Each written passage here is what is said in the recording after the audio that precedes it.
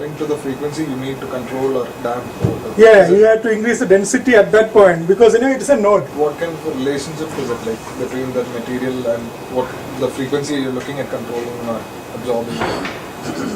Like a relationship, I don't know if you have I used polyester, which was not very effective below 400. I will say I could still hear the note. I think glass wool is slightly better. I don't know about other things. It depends on the density of the material. Density, you can increase the density of the material, but still. What I'm asking is it like a trial and error process where Trial and you error. try Trial and error. different quantities and see how it sounds? Trial and error only. I don't know whether any calculator is there. I have not seen a calculator where you can actually see how much density. I think MJK has something. Yeah, MJK can give you the MJK has it. There is a site called Quarterwave, does it give the quarter resonance density? Yeah, he gives with respect to how much it should be packed. Yeah. No, but he is considering the uniform material, uniform column density, right? He is not giving at a particular quarter resonance you need to pack this much and the remaining you let it free. That is there in that? That is not there. He is actually considering it as a uniform filled, uniformly filled. But he also has gradual density variation in there. That also Gradual is there. Yeah. Gradual. Which one is that? Which worksheet is that? Gradual. I think one of his spreadsheets only in the program. Okay. So you can take a look. But in actual practice, I have not seen maybe. Yeah, that is one pointer you can get. He is selling it, or you can some $25 you can download it from Quarterwave and you can play around with it. But it is little tedious. I mean, and the end result is a little bit dependent on the driver also. Like I mean, you can get. Then MLTL is also the same. Here it is the same long air column. This is just like a sealed box. You can consider, you can make it like closed also. It doesn't make much of a difference. You can make it a sealed box and it will be still be a transmission line. And now it is a ported one. MLTL is the same principle. It is the line is same, and you are controlling the frequency of the line with the volume of the air in the port, with the weight of the air in the port. So what happens is you can make it slightly smaller. Transmission lines, the normal line will be at line length could be some 2 meters, 3 meters. You need to fold the line. But with the mass loaded transmission line, you can bring it down to a significant extent. I think many Fostex full range designs use MLTL principle. And I have used MLTL principle for my MTM also, but I don't know how much MLTL, like my transmission line behavior is there in my box. It is more of a ported one because it is a small thing. It will not normally give any loading at very low frequencies, and it is basically the enclosures, the air's resonant frequency that is included. No quarter wave resonance is coming in there. Anthony, I have a question. With the difference between a transmission line and a folded horn, you know how this going up? Now, in a horn, this port will be larger. It kind of constantly keeps increasing. Horn's principle is actually different. I will come to that. Horn is a different beast. It doesn't work in this principle. I'll take. You also have a back chamber volume to close the horn. The signal comes out different. Compression. You have a compression chamber. Horn, as I told, we seen that efficiency of the speaker is 1% to 3%. You know what happens is there is an impedance for the air. Impedance is basically resistance. So when the sound wave is produced at the cone, and when the sound wave is going to the air, the impedance difference is too much. Like it's too much. There is a high impedance between the air cone and the cone and the air. That is one of the reasons for the low efficiency. What horn does is it effectively couples the cone to the outside air. So it's actually a mechanical coupling. It doesn't go by the resonance method. Getting? So horn actually reduces the impedance between the cone, loudspeaker cone, and the outside air. So it actually translates the loudspeaker to a big. What you see from the horn mouth is actually the speaker. It translates the speaker there. But here it is. We are using the air column to enhance the low frequency content. Okay, and for that reason, most of there are some basic principles in horn, which actually based on the it's pure mechanics. You need to have a minimum area for the mouth area for the horn for a particular frequency. Anything below, it is not a horn. It is basically one of this combination of quarter wave resonance and quarter all those. And 20 Hertz horn, I'll show you the size of a 20 Hertz horn. What you see here is a 30 Hertz horn, what on the behind. That is the mouth size required for a 30 Hertz horn. Okay. Anything less than that is not a 30 Hertz horn. Period. It is an Edgar horn. Bruce Edgar. No, this is Blumenhofer. Blumenhofer, but it is based on the Edgar design. Edgar horn design. Tractix design. Okay, so all this is a first X BLH. This is also, if what happens is maybe from frequencies above 250 Hertz, it will act as a pure horn. Less than that, it is a transmission line or quarter. I'd like to ask a question. If you go back to that MLTL design, do you suggest bracing for those things, or? I will not suggest bracing. I will not brace. In all my builds, I have not braced because of the same reason. I have shown like the. But Brains actually suggests 2 braces. It suggests, but in principle, we are actually what we are doing. We have an enclosed air column. That frequency is controlled by the port volume, the mass of air control.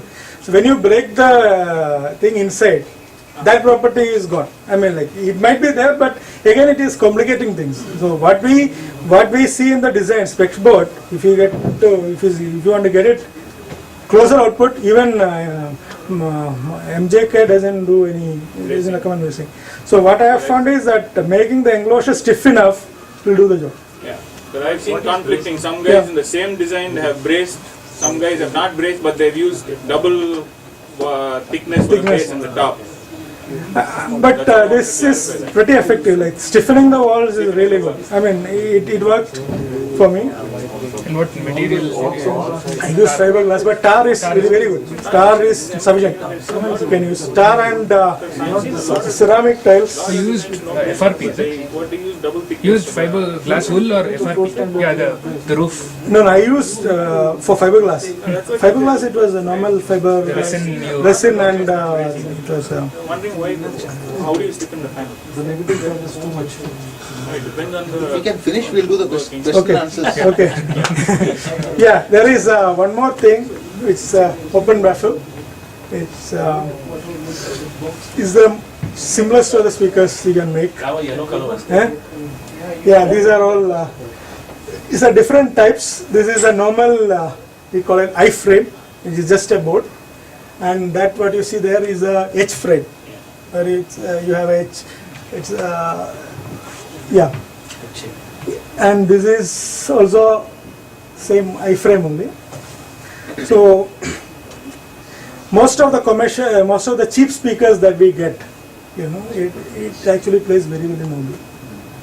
So that is one area where we can have a low-cost system and sound good.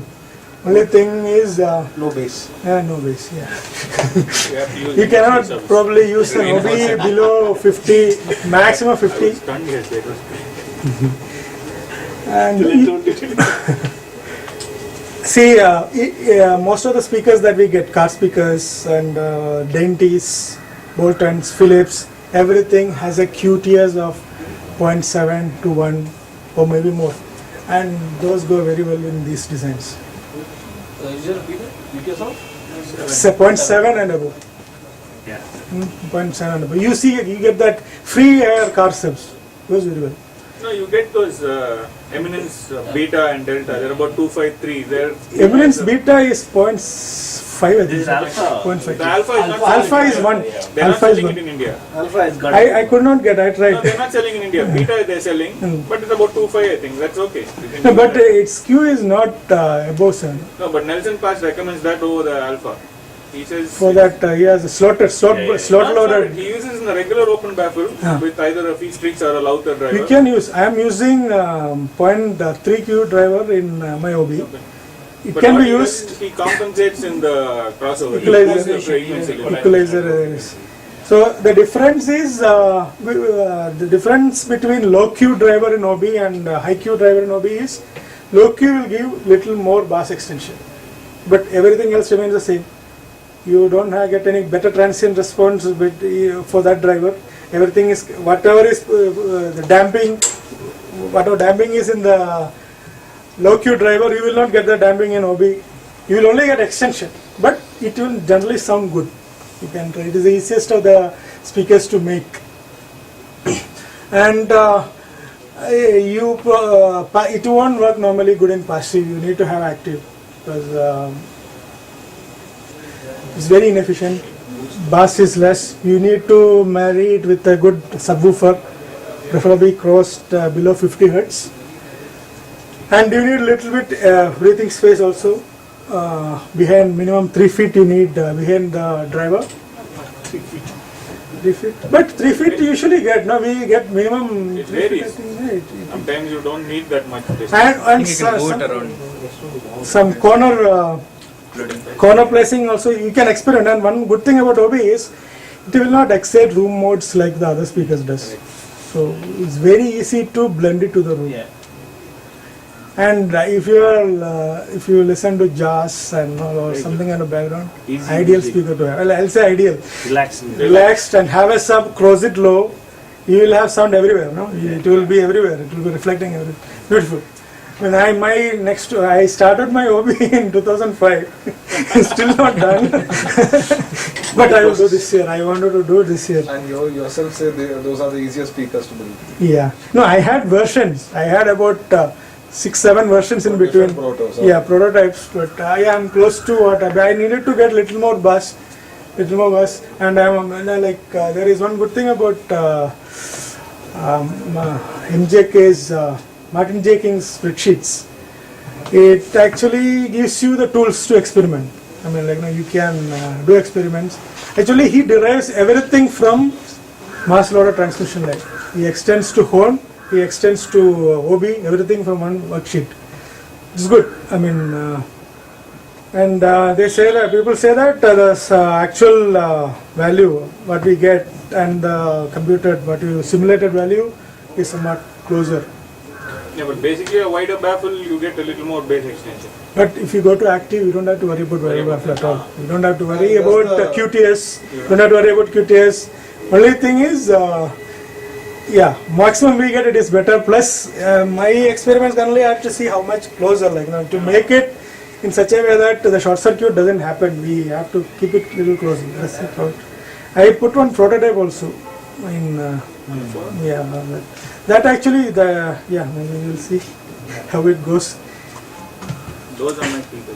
I want to dream one day. It will be how much? 20 lakhs? 20 lakhs? No, some ridiculous price. More than that. Okay. Anyway, it is ridiculous size also. Viren is making those. He's now copying the design. We got the plan out from Blum. Somewhere we found that.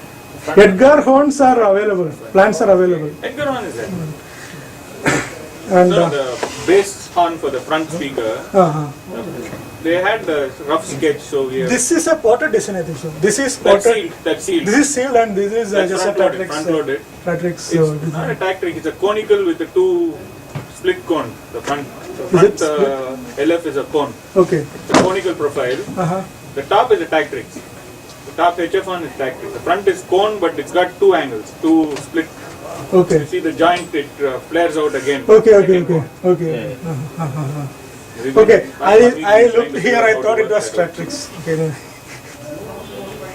It's actually a A7 copy with the cabinet shrunk and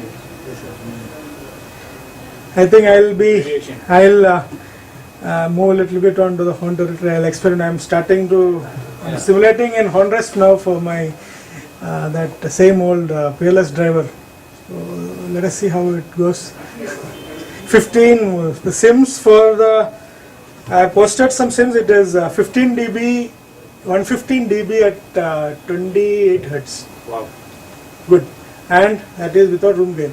Horn response doesn't calculate room gain at all, so it will effectively go to 20 hertz. Should be sufficient. Using the horn rest. Horn rest. We can. It is not very difficult. Tutorials are available in AWS forum. You just type in, and the new version has a very good simulator. He's made it in such a way that you reduce the chamber size, reduce the segment weight. You can barely see how the response varies.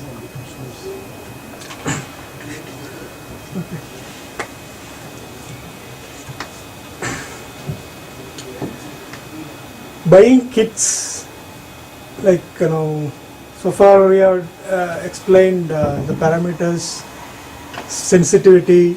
So when it comes to a buying decision, how it will affect us, how we are going to make a purchase. Should we buy something off the shelf and assemble it, or should we try to make it is a personal preference, but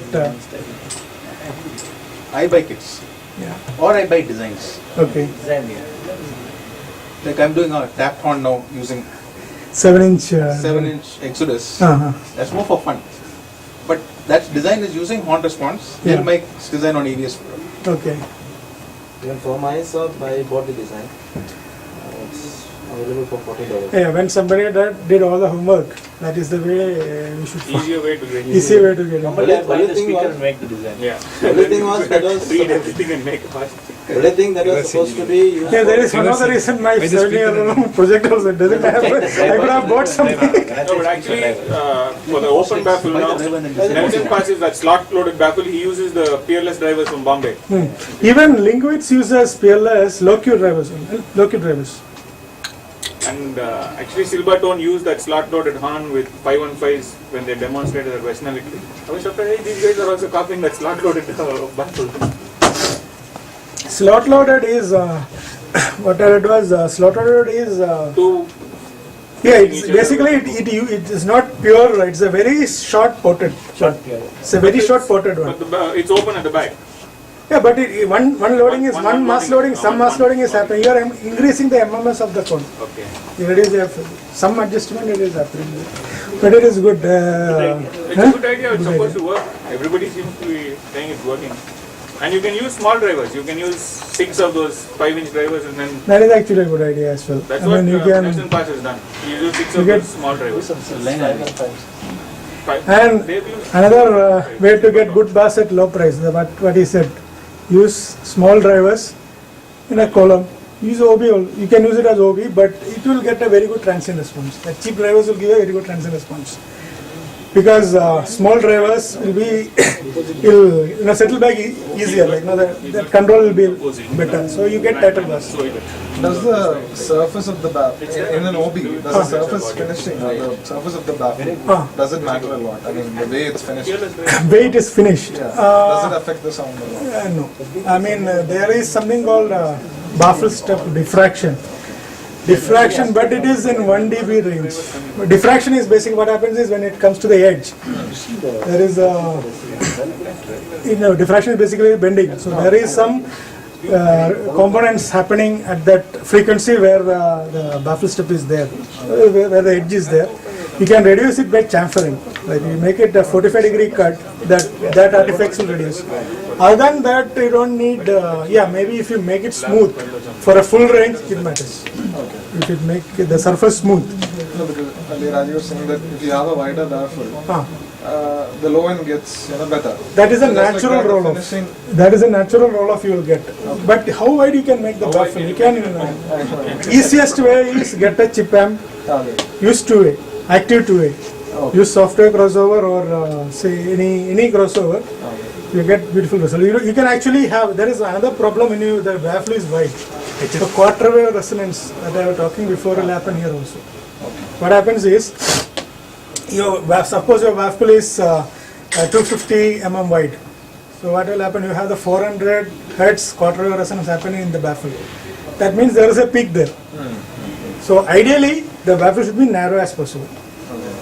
I mean, that ideally in the sense, purest way it should be as narrow. It will avoid other artifacts of resonances. Or you can have it like plain, no baffle also. I tried no baffle, it sounds very nice, but very low output. You need to be very close to the speaker. Another thing would be the HF reflection Hey, of the the baffle. biggest question is always on the coils. Crossover coils is the biggest one. Yeah. Crossover coils, maybe You are Your method is doing some very development difficult. work on doing Yeah, his method is not scalable.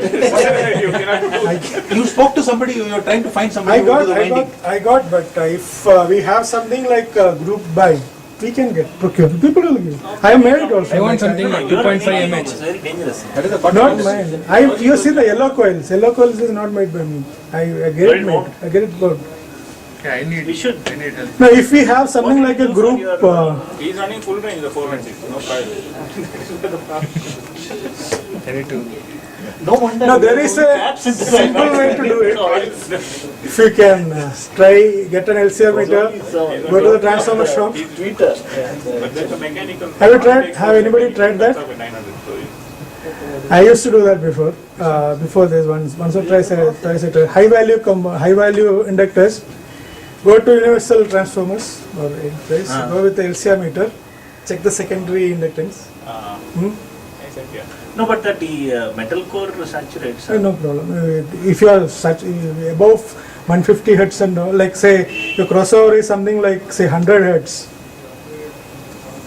even very small will be fine. I mean, if you go very low only, you will have a problem. I don't think saturation will. It is proper laminated, no soft iron coated. Should not have a problem with the. But only the power rating impedance, like DC resistance, will be little high for the low. Yeah, loss. It will be lossy. But I have seen nice 6 mH transformers. I think 12 volt is close to 6 mH. Sorry, But 0.6. I think we can do a group 600. buy if we make it. But are they air gapped or not? Normal transformers. Oh, you know, what EI I've done is core. for the Altec 605s, I've got CRGO codes with the transformer, I imported ones. Huge. There's a guy in Germany who's making the Tidal speakers uses those. I saw that, why can't we make one? So I got the EI codes, huge ones. Made a 2.5 millihenry. DCR is like fractions. The efficiency will be very high. Very high. And it sounds very clean. Very clean. Actually, the inductor is this big. It looks like a transformer. No, And I air gapped it because I copied the Tanai, put an air gap. Sounds very good. Only thing it's not cost effective. It's ridiculous. And the Fearless India speakers that I have been doing, which is like no, I found them. Yeah, I'm done. Any questions? Your question already. It's any other questions you can pose it on the forum.